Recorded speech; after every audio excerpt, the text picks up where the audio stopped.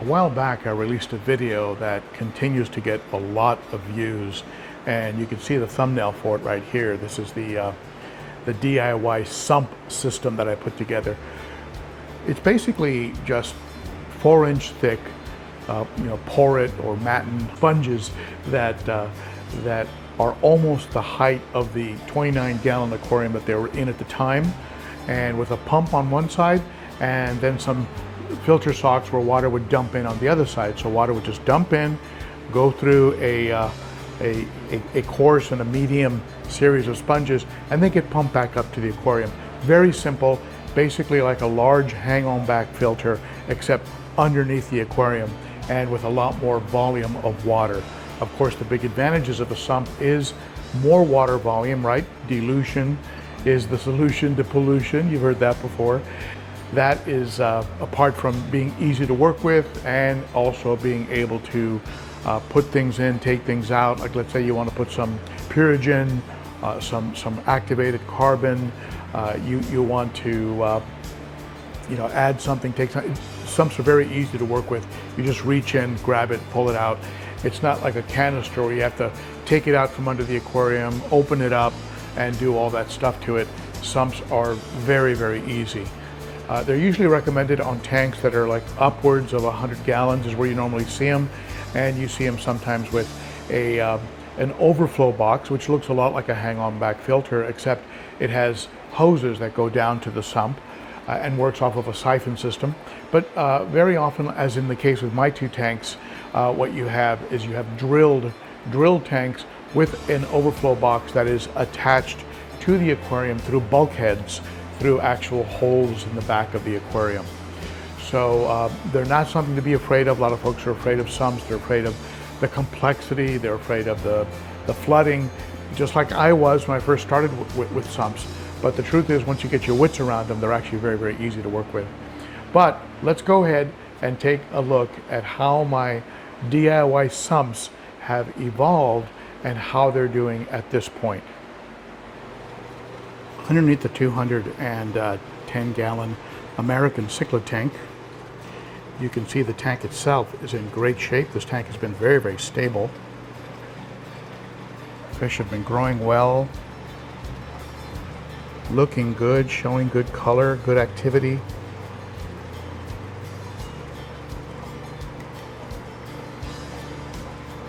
And of course, there's a lot of moving parts, fresh water, good filtration, water turnover, good water circulation with both the sump and the power head that's on here. Actually a wave maker that has about 3,500 gallons an hour. But this was the original DIY sump aquarium, and it started off with a 29-gallon sump, which was then converted into what I have currently. That sump originally had socks, had pre-filter socks on one side. Those are no longer on the aquarium.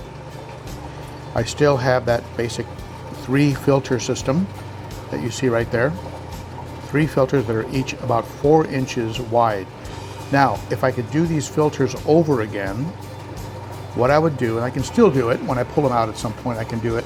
I can cut them so that they're lower, maybe 2-3 inches lower, so that in the event the first sponge, which is the most likely sponge to get blocked, if that sponge does get clogged up or blocked, it's less likely to have an overflow.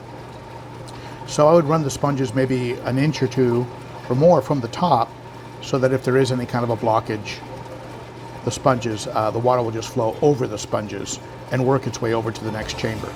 This is not the 29-gallon aquarium tank that I had originally. That one is laying against the wall here in the fish room. This is actually an acrylic tank that is about 40 gallons, and it was acquired from glass cages. Now, my original theory was simply to go with straight sponges, and that would have worked fine. Down here, there's a heater in this chamber right here, which you probably can't see. And it was going to be just sponges, but my friends at Sarah hooked me up with some of their very nice media. You can see it right there. I'll go around to the other side.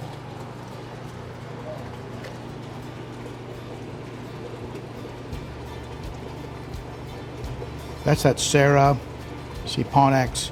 It's just a very high quality media that Sarah sent to me. And I figured, well, I've got it, I might as well use it.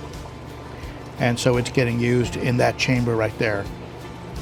Also, there is that ATO that I talked about in a recent video, auto top off from Haiger, that is keeping the water level at exactly where I want it to be, so that the chambers are working well, interacting with each other, and the water level over the C-shaped pump is exactly where I want it to be. So that's that ATO from Haiger. I'll put a link to that video. You can check it out. That's a Shisei 9.0 pump down there. It's just been running like a well-oiled machine forever. No problems. Doesn't make any noise and always works. It's just amazing.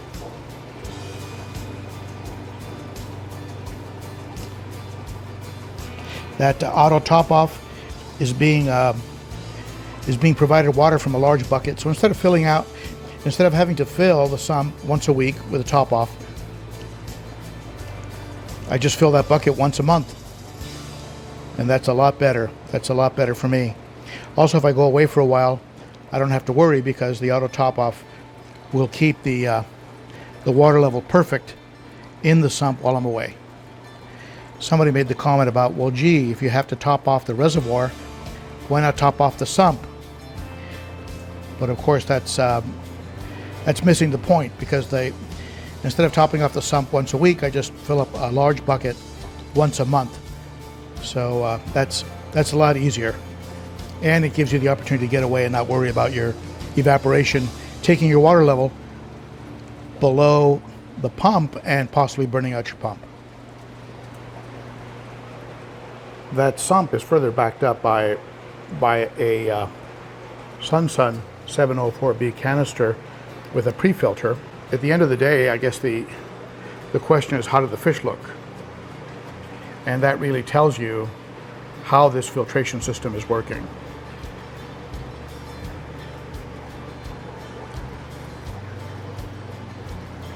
Shaking his head, he doesn't agree with me. Okay. Here's the 300-gallon aquarium, and it has a sump system very similar to the 210. And this one is a 40-gallon breeder. This one does have socks on it. You can see them right here.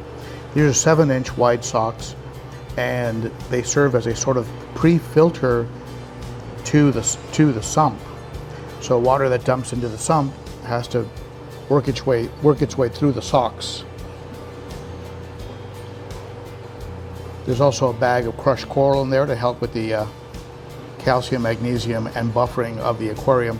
But again, you've got 3 4-inch wide sponges that the water has to work its way through before it gets to the other side and gets pumped up.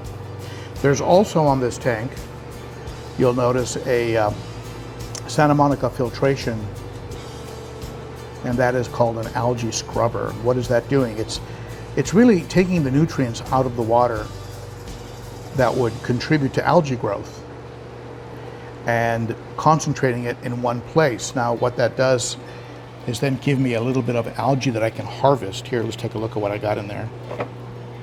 Look at all that algae. So this is due for a cleaning. I'm going to take it out and scrub it down. That algae can be fed to plecos if you want to, or you can just throw it out if you want. But that algae is consuming ammonia and of course helping to control the nitrates.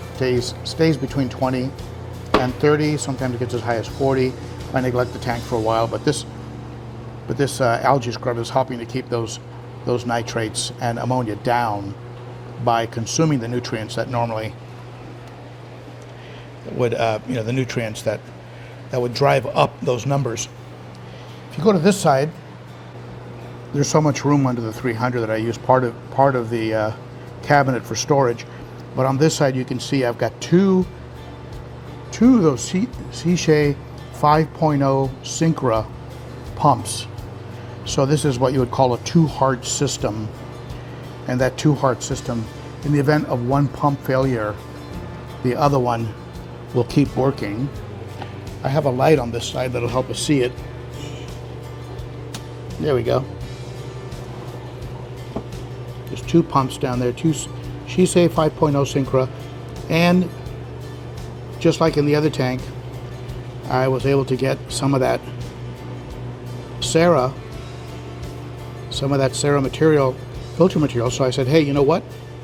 What the heck? Let's just throw it in. It's not going to hurt. And you can see it's staying very, very clean because the water that's running through the sponges by the time it gets to those rings is pretty clean. So it's actually getting in there and feeding beneficial bacteria that lives on those rings. There's no ATO on this tank. This tank evaporates very, very slowly. Not really even a concern, but I'm probably going to take the ATO off the 210 and put it here. What you see there is a ATO auto top-off tower that has a little float. See the float inside the sump there? Right there. It's a little float. And that float was keeping this at the right level, but like every 2 weeks I'd have to fill everything back up. So that little ATO tower is going to go over to the sump underneath the 300 gallon, and that'll probably hold it for a month because that one evaporates very, very slowly. I don't know why it evaporates real slowly, but this one here evaporates much faster. So I hadn't removed it because I wasn't really sure that this ATO here, the electric one from Hygger, was going to work to my satisfaction. But it is doing the job perfectly, so, and keeping the water level exactly where it needs to be. So I'm going to go ahead and remove that sort of float-driven tower and put it under the 300. I'll probably, or maybe I'll just reach out to, at some point I'll reach out to Hygger, maybe get another one of these electronic units because I really like them. They work very, very well. So that's the update on the sumps. Hope you enjoyed that. Any questions, ideas, tips, tweaks, anything at all, share them in the comments below. We all learn from each other around here. And if you like the channel, you like the videos, be sure to give it a thumbs up, subscribe, hit that bell. It really helps. If you want to help even more, consider becoming a monthly supporter by becoming a Patreon, a Garage Gang member. Starts for as little as $3 a month. And as I like to say, it helps in more ways than you know. So thank you so much, and maybe I'll see you on Saturday at the Cichlids Coffee live stream. That's every Saturday at 11 a.m. Central. I do take some Saturdays off. It's a great group of fish keepers that get together. We talk about everything from sumps to hang-on backs to sponge filters to fish to substrate to lighting. Everything is discussed. All right, thank you for tuning in, my friends. And if you like my best tips on fish keeping, hit this up here. If you'd like to subscribe, punch me in the mug right here and you'll be subscribed. Thank you so much for tuning in. I'll see you again soon. Bye-bye.